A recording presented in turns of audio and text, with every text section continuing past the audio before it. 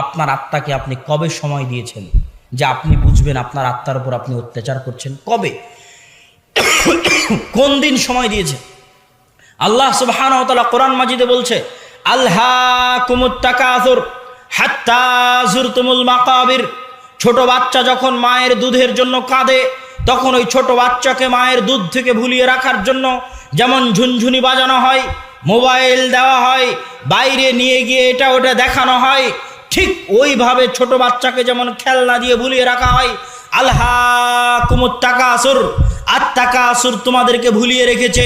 দুনিয়ার আজকে এত জিনিস তৈরি হয়েছে দুনিয়াতে, মানুষ যে নিজের আত্মাকে সময় দিবে এরকম সময় বের করতে পারার মতো সময় মানুষের নাই।